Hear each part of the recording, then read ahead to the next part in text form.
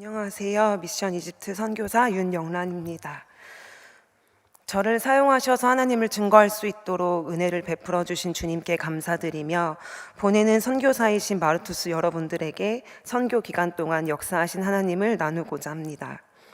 먼저 제가 선교를 지원하였던 이유는 주권자 되시는 하나님을 온전히 의지하여 진짜 그리스도인으로 살고자 하는 마음 때문입니다.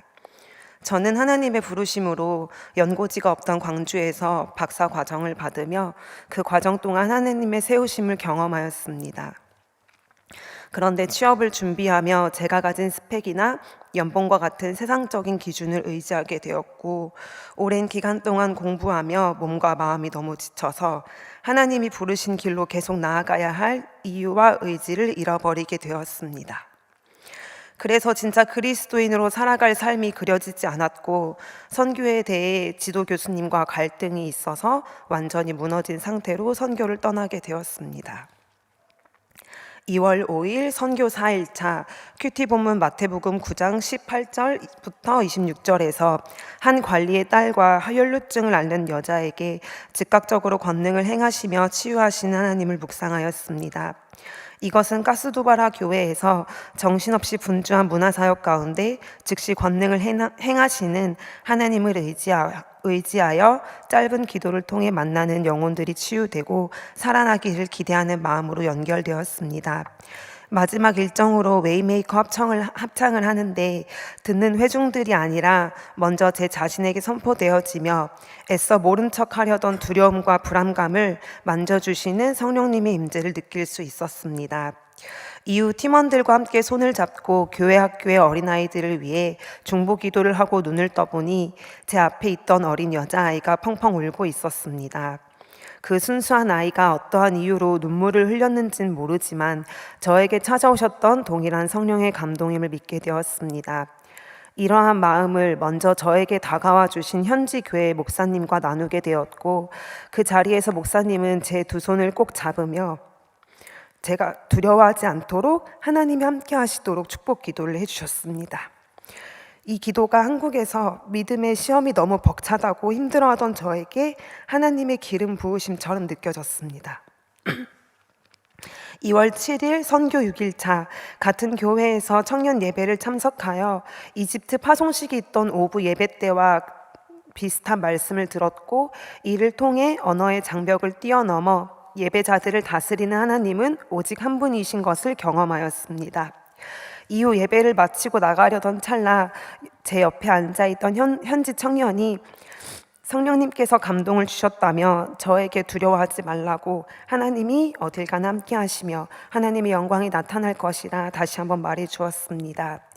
이것을 통해 믿음의 시험이 저 혼자 짊어지는 것이 아니라 하나님이 함께하고 계신다라는 것을 알게 되었습니다. 2월 8일 선교 7일차 큐티 본문 마태복음 10장 9절에서 13절 말씀, 예수님께서 하나님의 일꾼으로 살아가는 제자들에게 사람들을 의지하지 말고 하나님을 의지하라는 말씀을 주셨습니다. 그러나 이 말씀에 대해 전날에 받았던 은혜를 부인하듯이 저는 아멘할 수 없었습니다. 여전히 두려움과 불안감에 붙잡혀서 하나님의 주권에 대해 머리와 마음이 계속 충돌하였는데, 은밀한 마음의 생각으로 아직 은혜가 3분의 2밖에 채워지지 않았어라며 교만한 생각을 하였습니다. 그럼에도 동시에 오직 성령님의 연합만이 지정의가 충돌하는 문제를 해결할 수 있다며 훈련된 머리로 반응하여 기도하게 되었습니다. 2월 11일 선교 11차 시내산 정상에 올라 해와 달이 산 꼭대기에 닿을 듯이 광대한 돌산을 둘러싸고 있는 것을 보았습니다. 압도되는 풍경을 보며 시내산에서 하나님의 음성을 들었던 노년의 모세가 순종한 하나님의 주권은 무엇이었을까? 그러한 주권을 의지하려면 저에게 무엇이 필요한지 하나님께 질문했었습니다. 당일 큐티 본문 말씀 마태복음 10장 26절에서 33절, 믿음을 선택한 결과로 일어난 두려움에 대해 하나님은 두려워하지 말라며 직접적인 말씀을 제게 주셨습니다. 하나님은 이번에 다른 사람들의 입술이 아니라 명확한 말씀으로 나타나셨지만 이 말씀이 제 안에 아무런 힘을 발휘하지 못한 듯 했습니다.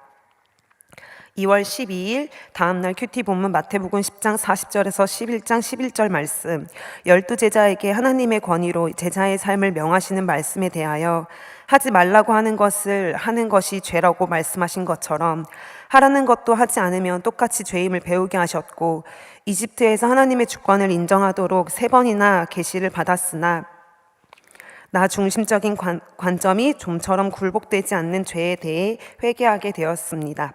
그러나 회개의 고백을 했음에도 온전히 하나님을 의지하는 믿음은 미약했습니다. 2월 13일 선교 12일차 큐티 본문 마태복음 11장 2절부터 3절에서 예수님께 당신이 메시아이십니까? 라고 질문하며 의심하는 세례 요한의 모습을 통해 거울 치료하듯이 오늘 선교 일정 가운데 보게 하실 하나님의 은혜에 대하여 이거 맞아요? 라고 묻지 않고 믿음대로 반응하기를 액션 포인트로 삼았습니다. 그날 오전 모카탐 지역에 있는 동굴교회를 방문하였고, 그곳에서 하나님의 계시에 대해 전적으로 순종한 타국인이 이집트의 돌산에 와서 본업도 아닌데 절벽을 타고 이름도 없이 남긴 조각물들을 보며 하나님의 자존하심과 살아계심을 믿음으로 보게 되었습니다. 또한 큰 돌을 깊이 파서 만든 동굴 안에 세워진 예배당에서 팀원들과 함께 선한 능력이란 곡을 찬양하는 그때에 여호와 하나님의 주권이 형언할 수 없는 마음으로 와닿았고, 선교 기간 동안 지속적이며 다양한 방법으로 말씀하셨던 두려워하지 마라 너와 함께한다라는 하나님의 음성이 비로소 마음에 새겨지게 되었습니다. 2월 14일 이집트에서의 선교 마지막 날 큐티 본문 마태복음 11장 28절에서 30절, 예수님은 하나님의 뜻을 살아가는 제자들에게 주님의 멍에는 쉽고 짐은 가볍다 하시며 그들을 쉬게 하신다라는 말씀을 주셨습니다. 이 말씀에 대해 저는 아멘으로 화답하게 되었고, 이것은 하나님의 절대 주권과 제자의 정체성을 가지고 과거와 현재와 미래의 삶을 바라보는 영적인 안목이 회복되었기에 가능한 고백이었습니다.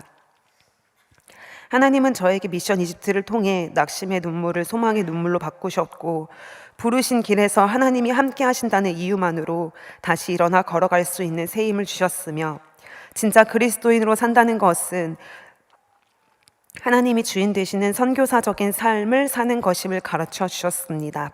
이러한 하나님의 은혜를 깊이 새겨 또 다른 믿음의 시험에서도 주님을 택하겠노라고 선포하고, 또한 미션 코리아에서도 함께 하시는 하나님을 증거하며 살아가겠습니다.